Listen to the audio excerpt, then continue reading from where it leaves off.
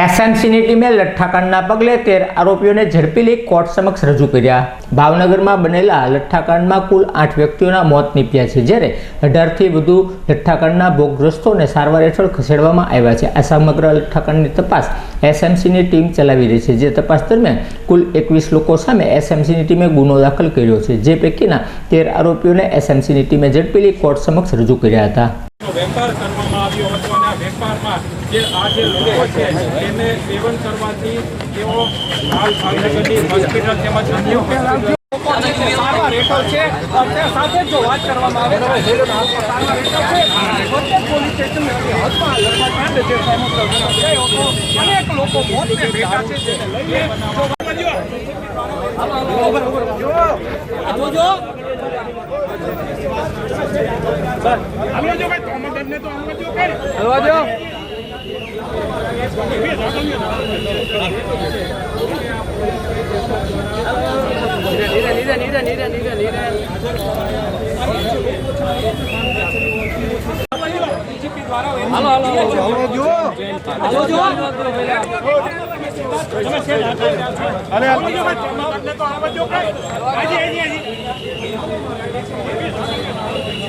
તેમને અત્યારે દોરડાથી અહીંયા લઈ જવામાં આવ્યા છે।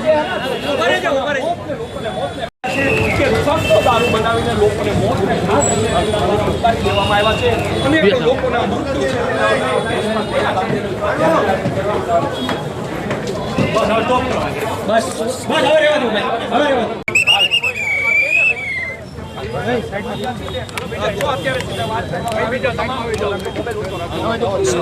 તમામ આરોપીઓ છે તેને અત્યારે બાંધીને લઈ જવામાં આવ્યા છે, રિમાન્ડ માંગી લેવામાં છે। એક પછી એક આ તમે ચહેરાને જોઈ લેજો, આ એ જ ચહેરા છે, મોતના સોદાગરો છે કે જેને લઈને જે 7 નિર્દોષ લોકોએ મોત થયા છે। 40 થી વધુ લોકો છે તે અત્યારે સારવાર હેઠળ છે। તમામ જે આ મોતને ભેટ્યા છે તેમના અશ્વિન આ ફેંકી જવાય।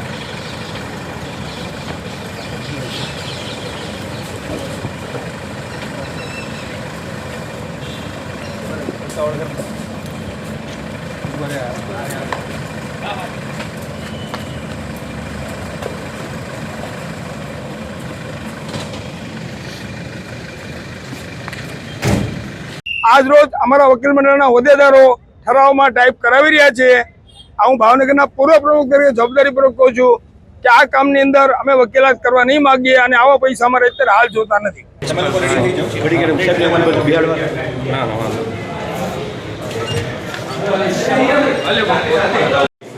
ત્યારે બનાવની ગંભીરતાને ધ્યાનમાં રાખી અને એસએમસીની તમામ ટીમો ગુજરાતના ત્યારે બનાવની ગંભીરતાને ધ્યાનમાં રાખી અને એસએમસીની તમામ ટીમો ગુજરાતના ગઈકાલે શરૂ થઈ ગઈ અને ગુનામાં ઘણી બધી વિગત એડ કરી દરમિયાન ભાવનગરના ગઈકાલે શરૂ થઈ ગઈ અને ગુનામાં ઘણી બધી વિગત એડ કરી દરમિયાન ભાવનગરના રાજ્ય સરકાર અને ગુજરાત પોલીસ દ્વારા આ બનાવની ગંભીરતાને ધ્યાનમાં રાખી તાત્કાલિક ગુનો દાખલ કરવામાં આવ્યો છે। આ ગુનાની અંદર તમામ વિગત આપવામાં આવી છે, જેમાં હાલ 21 લોકો વિરુદ્ધ ગુનો દાખલ થયેલ છે। ગઈકાલે પીઆઈ એસએમ જાડેજા દ્વારા જ્યારે તપાસ સંભાળી ત્યારે જેટલા આરોપીઓને અથવા જેટલા શંકાસ્પદ લોકોને રાઉન્ડ અપ કર્યા હતા એ લોકોની પૂછતાછ કરતા હાલની સ્થિતિએ સ્ટેટ મોનિટરિંગ સેલ દ્વારા આ તપાસમાં 13 આરોપીઓની ધરપકડ થયેલ છે। આ 13 આરોપીઓ એ છે કે જે આ લઠ્ઠાકાંડના બનાવમાં સીધી રીતે સંડોવાયેલા છે। આ આરોપીઓ પૈકી ઘણા આરોપીઓ એવા છે કે જે લોકોએ રો મટીરિયલ અને અમુક વસ્તુઓ જે દારૂ બનાવવાની હતી તે પ્રોવાઈડ કરવામાં આવી છે, તે મગાવવામાં આવી છે। ઘણા આરોપીઓ એ છે કે જે લોકોએ આ દારૂ બનાવ્યો છે। ઘણા બધા એ આરોપીઓ છે કે પોતાના નાના મોટા આર્થિક લાભ માટે આ આરોપીઓને સગવડો પૂરી પાડી છે અને ઘણા આરોપીઓ એ છે કે જે આ દારૂ બન્યો એ દારૂ બન્યા બાદ એને ડિસ્ટ્રીબ્યુશન કર્યું છે, એનું વેચાણ કર્યું છે। ઉપરાંત જે અમારી ટીમો બહાર ગઈ હતી એમાંથી મધ્યપ્રદેશના ઉજ્જૈનથી જે આ બનાવમાં એક મુખ્ય આરોપી કહી શકાય એવા રહીશને ડિટેન કરીને લઈ આવ્યા છે. ઉપરાંત ગઈકાલ રાત્રે આ બોક્સિસ બન્યા સિવાય રહીશ, ગૌતમ, સારસ કે જે મેઇન વ્યક્તિઓ છે જેને બનાવ્યું છે એ લોકોએ જે જગ્યા ઉપર રેસિડ્યુ લિકર કે જે અનપેક્ડ લિકર હતો એ લિકર રાખેલો હતો એ પણ કબજે કર્યું છે. એ જથ્થો તમામ રીતે મળી ગયો છે.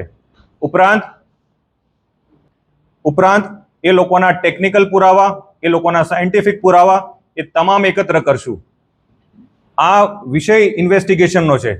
હાલ સ્ટેટ મોનિટરિંગ સેલ દ્વારા ટીમ અહીંયા ભાવનગર ખાતે હાજર રહી અને જે લોકો આ કન્ઝ્યુમ કર્યું છે અથવા જે લોકો સુધી આ વસ્તુ પહોંચી છે એને અમે આઈડેન્ટિફાઈ કરવાના પ્રયત્ન કરી રહ્યા છે. હાલ અમારી જે ઇન્વેસ્ટિગેશન છે એમાં પ્રાઇમરી ક્લિયર છે કે જે પ્રોડક્શન થયું છે આ વસ્તુનું એ ભાવનગરમાં જ થયું છે.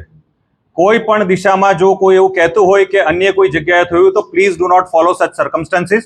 માત્ર ભાવનગરમાં રો મટીરિયલ આવ્યું છે, ભાવનગરમાં જ એનું પ્રોડક્શન થયું છે. ગૌતમના ઘર એક એવી જગ્યા છે જ્યાં એની પ્રોડક્શન ફેક્ટરી તરીકે આપણે આઈડેન્ટિફાઈ કરી છે અને એ બાબતે એના પુરાવા અમે લોકો એકત્ર કર્યા છે. ગૌતમ સોલંકી, સારસ સોલંકી, જતીન, ધર્મેન્દ્રસિંહ, મનદીપસિંહ, પારસ ઉર્ફે પપ્પુ, જયદીપ, ભાર્ગવ, વિવેક, હર્ષ, કેવલ, સુખદેવ અને હાર્દિક. હિન્દી